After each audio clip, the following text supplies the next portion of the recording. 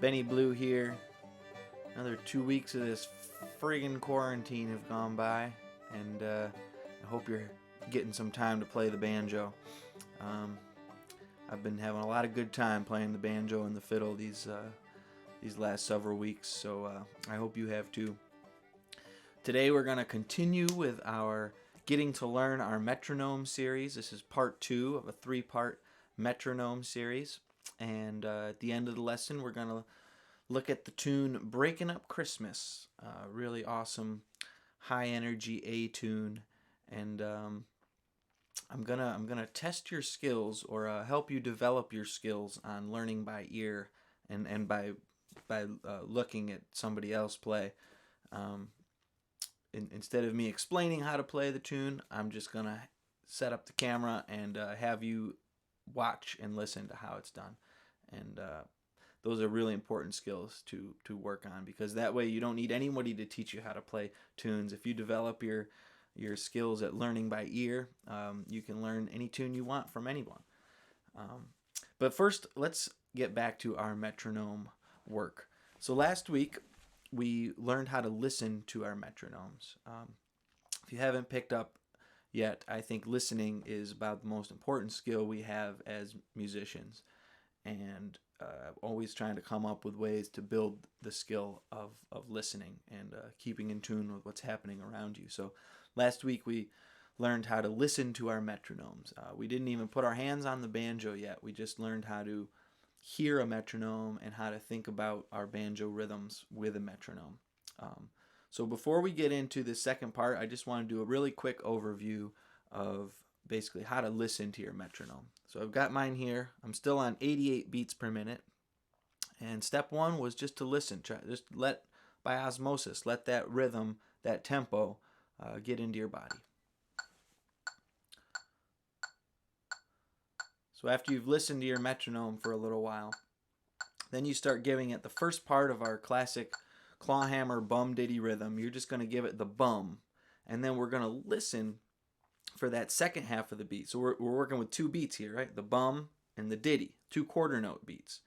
The bum is a quarter note, and the diddy is 2 eighth notes, which together make a quarter note. So we voice the bum, and then we just feel and listen for the did, or the diddy, the space of the diddy. This is really the most important part of last week's exercise, is just to feel the tempo that the metronome is giving you. So we've got bum, bum, bum, bum, bum. And then you start giving it your did. Bum, did, bum, did, bum, did, bum, did. And the last thing we did is we filled that space between the did and the next bum with the second half of the ditty, the D. And so now we're giving part of the groove that the metronome doesn't offer. We got bum, did, D, bum, did, D, bum, did, D, bum, did, D. So the first thing we're going to do this week is we're just going to apply that same method, but now with a banjo in our hands, okay? So your basic banjo, clawhammer banjo stroke is a bum, which is just a stroke on a string. In this case, I'm going to hit the 3rd string. It's the open G string, the lowest G note we can play when we're in the G tuning. Our did, which is the first half of the second beat, is a strum, and the D, which is the second half of the second beat, is our thumb. So we have bum, did, D, bum, did, D, bum, did, D, bum. And now we're going to do this with our metronome. So step 1, we listen. Right? Step 2, we're going to give it a bum. We got bum, bum, bum, bum, bum.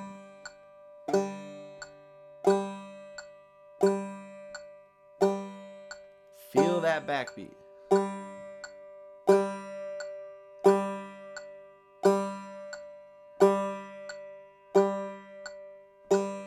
So on the bum note, we're playing with the metronome, but on the second beat, we're just listening to the metronome. We're not playing with it yet. Bum, bum,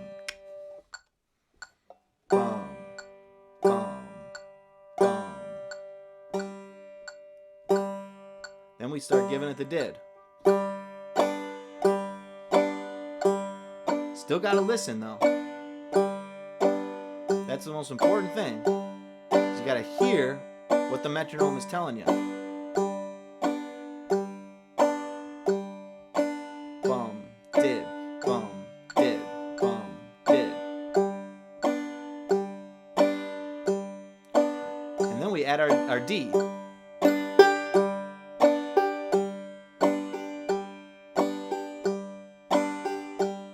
Listen for that metronome. You want to stay right with it.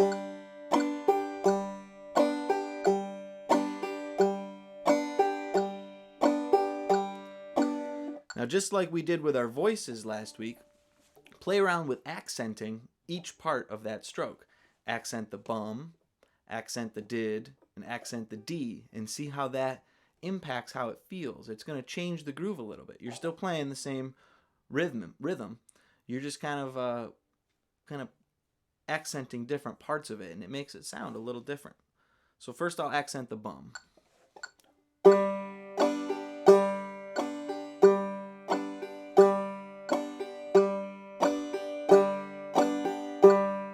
Now I'll accent the did.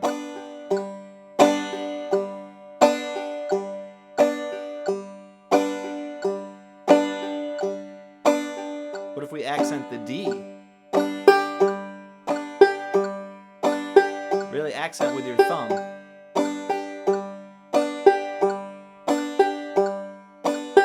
So play around with this and play around with it through all the chords you know.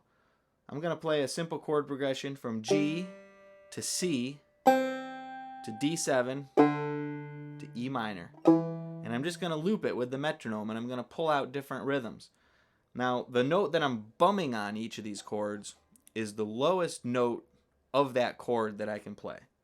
So for example, we already said on the G chord, I'm going to bum on the 3rd string because that's the lowest G we can play.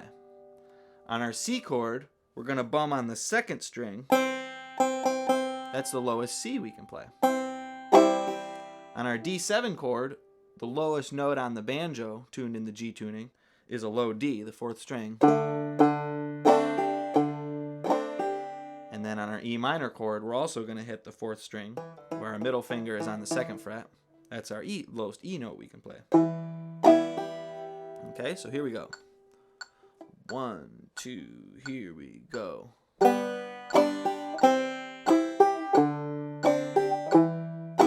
G, diddy, C, diddy, D, diddy, E minor.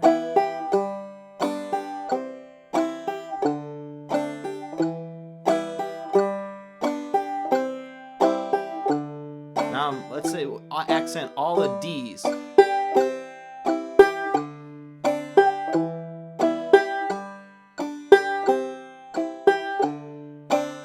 How about all the dids?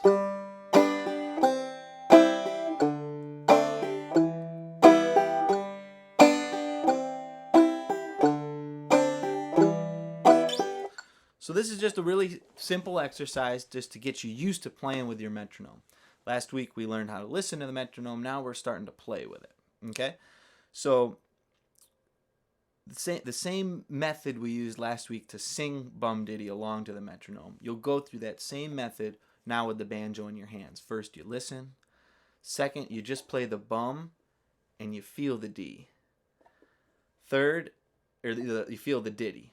Third, you add the diddy. And then fourth, start playing around with accenting different parts of that, either the bum, the did, or the D. And go through your different chords. So there's a lot you can do here right off the bat. Day one with playing with your metronome, and you already have so much stuff that you can work on. And then what you're going to do, once you do that at 88 beats per minute, let's see how it feels down here at 60 beats per minute. Okay? It's going to feel a little different. First we listen. Okay, we got bum, bum, bum, bum, bum, did. You'll find when you play your metronome at slower tempos, it actually gets harder. It's harder to stay with the metronome. And the reason is that there's that much more space between each beat that the metronome is giving you. At 88 beats per minute, there's less space between each note than at 60 beats per minute. And so it's harder for you to stay on with the metronome. That's why practicing things really slowly is a great way to prove that you understand the rhythm of the song. It's very hard to stay in rhythm with more space between your notes. And so there's a term that musicians use when they're playing at slower tempos. It's a term that is used to explain what a musician thinks about to keep time in their head. And the term is called subdivision. We subdivide the beat into smaller beats. Okay? So just like our bum ditty groove is 2 quarter notes, the bum takes up a quarter note and the ditty takes up a quarter note, the space of a quarter note. But in fact, there's 2 notes right there, right? The did and the D. And so each one is an 8th note.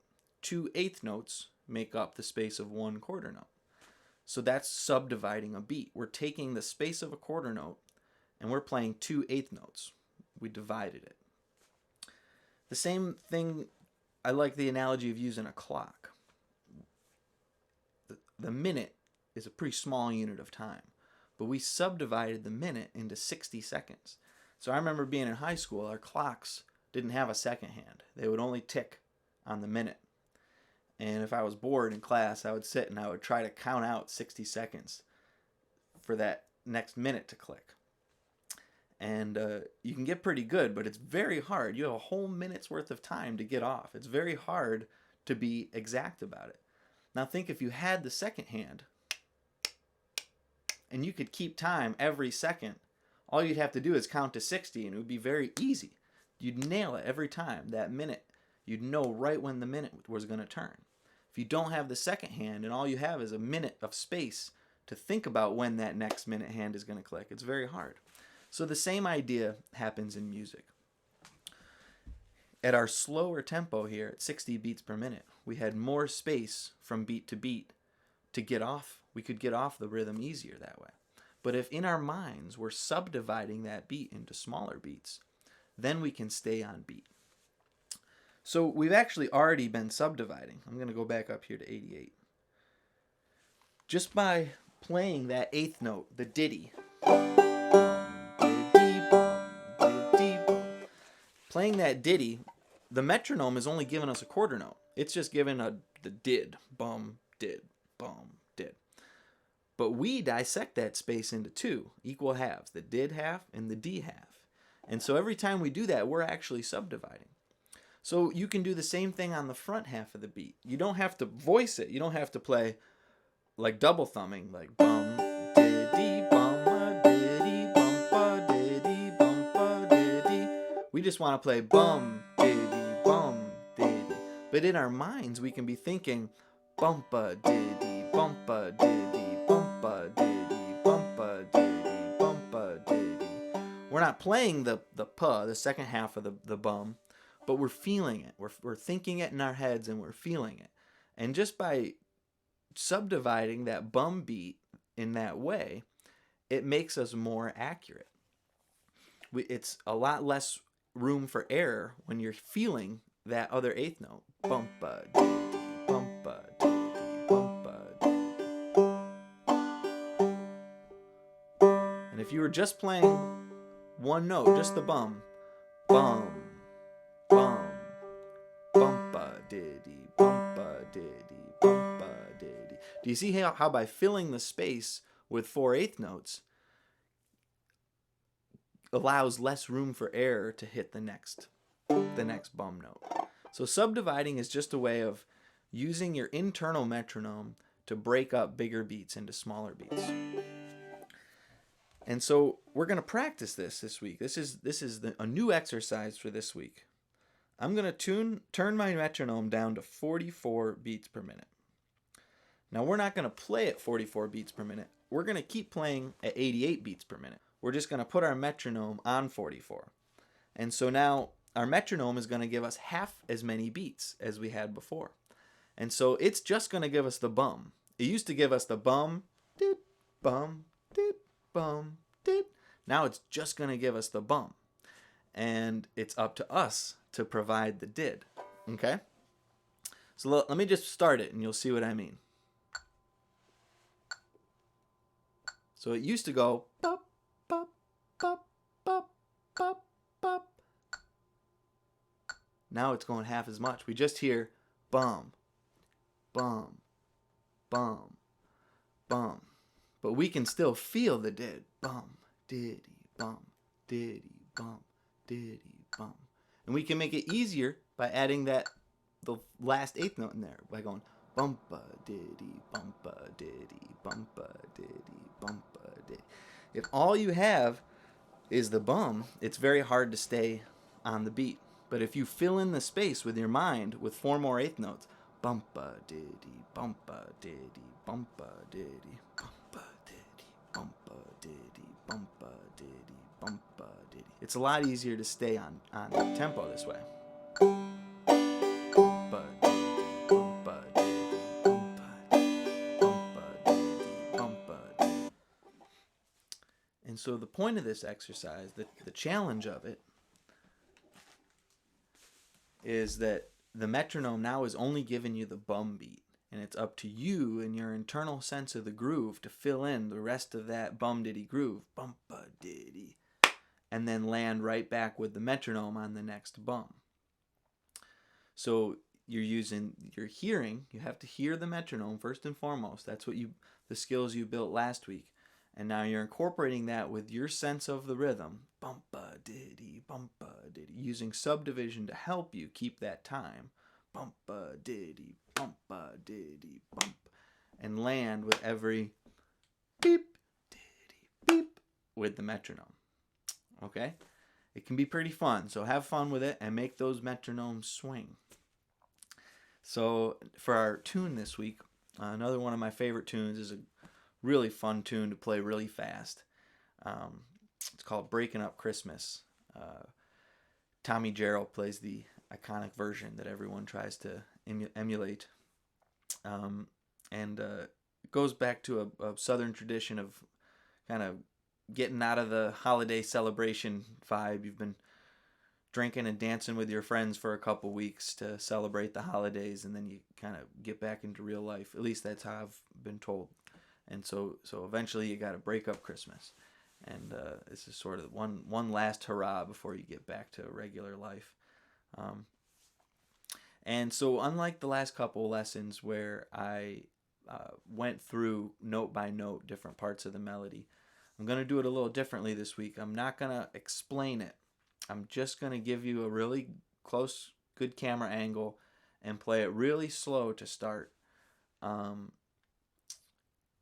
To start developing your skills to be able to use your ear, you have to try to recreate what your ear is hearing, and then also getting good at watching someone do it. You'll see my hands, and you can use YouTube to slow this video down to as slow as you want. Really, if you just want to work on 2 notes at a time, that's as much as you can get. You hear bum bum, and you just want to work on those 2 notes and find where are those 2 notes. Bum bum, sing it in your head and figure it out. Because if you can start building those skills, then you have a whole lifetime ahead of you of learning tunes, any tune from anyone, if you can get really good at learning tunes by ear. So that's what I want to do here. By all means, if you have questions or if you want me to explain something, get in touch with me by email, bennybleumusic@gmail.com. Remember, Bleu is spelled the French way, bennybleumusic@gmail.com, and I'll do my best to help you out. So first I'm going to, instead of having a metronome, I think I'm going to put a guitar in here, so you'll be hearing a really steady guitar beat.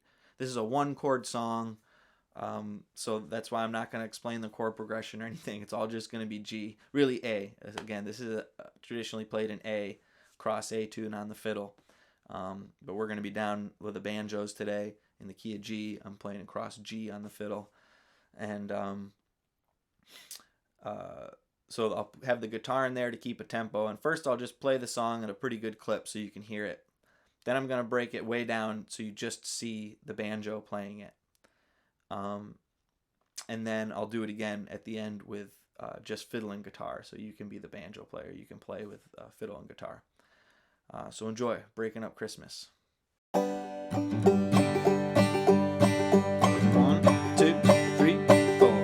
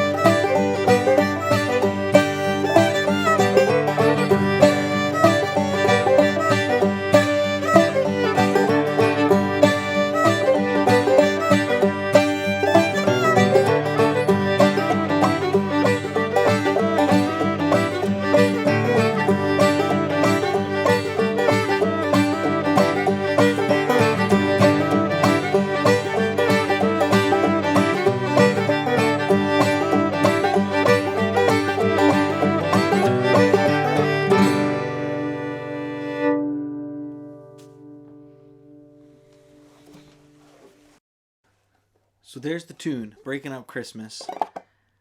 What I'm going to do now is I'm going to play it at half speed. That was at 96 beats per minute.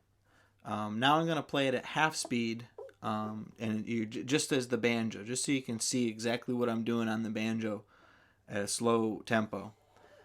And I think I'm going to try to put in the fiddle melody just quietly in the background, just so you can hear where the melody's at. But really, just pay attention to the banjo here. Now, I do want to say two things before I dive into this. First of all, you'll notice on my left hand, I'm only using one finger the whole entire song. I'm using my middle finger.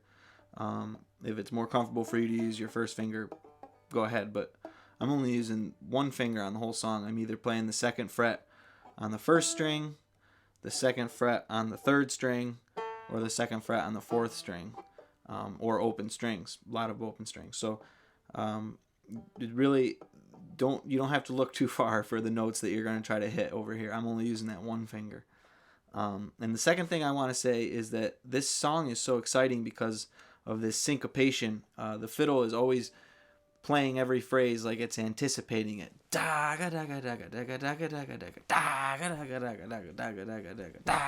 It's like jumping in on every phrase. And we're going to do that too. And so what that ends up being is you're playing the note, you're starting the note so much earlier than the downbeat. It's actually on the did. So usually we start our phrases on a bum, diddy, bum, and the did is a strum. These phrases start on a did, and then you leave the space for the bum. You don't actually play the bum. So it's like...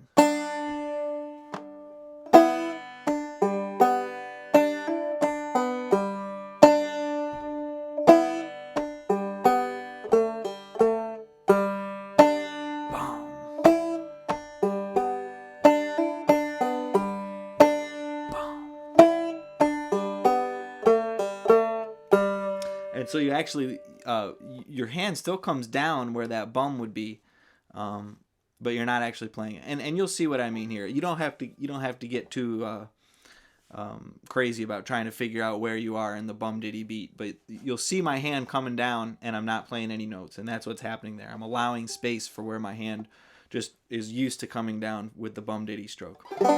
So I'm going to keep this metronome set at 96 beats per minute, but we're going to be hearing all the beats, kind of like what we were just talking about in the first part of the lesson.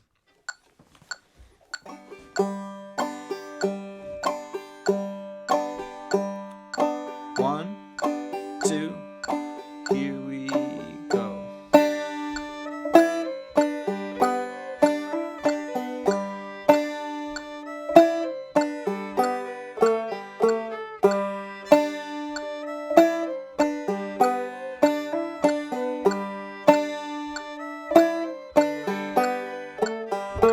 Again.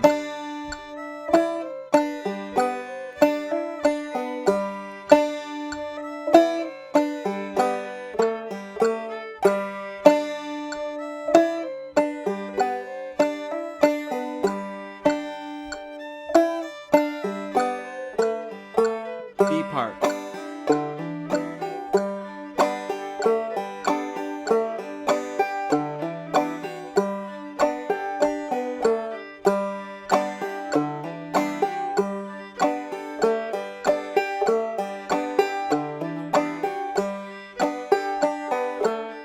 Again.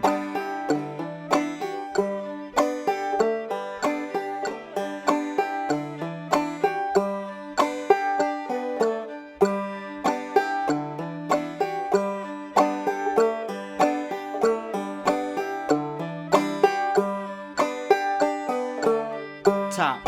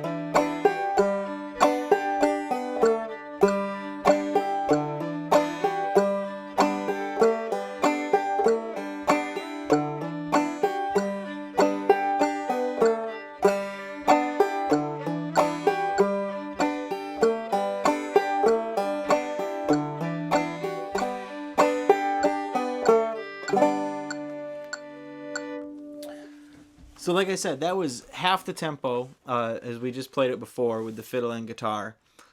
So if you get good at playing at this speed, then go back to that video and use YouTube to slow it down. Play it at 75% speed, and that will be between this tempo we just did, which is half of the original one, and the original one. And if what I just did here is a little too fast, you want to slow that down, you can slow that down even more. So you have a wide range of tempos that you can practice this at just by using the settings in YouTube. You adjust your playback speed. Okay, so great. So I'm gonna go back to that original video now and just show you the fiddle and guitar playing. And that way, if you really feel confident with what you're doing, you can play along on the banjo. Enjoy, everybody, and see you in a couple more weeks. Thanks a lot.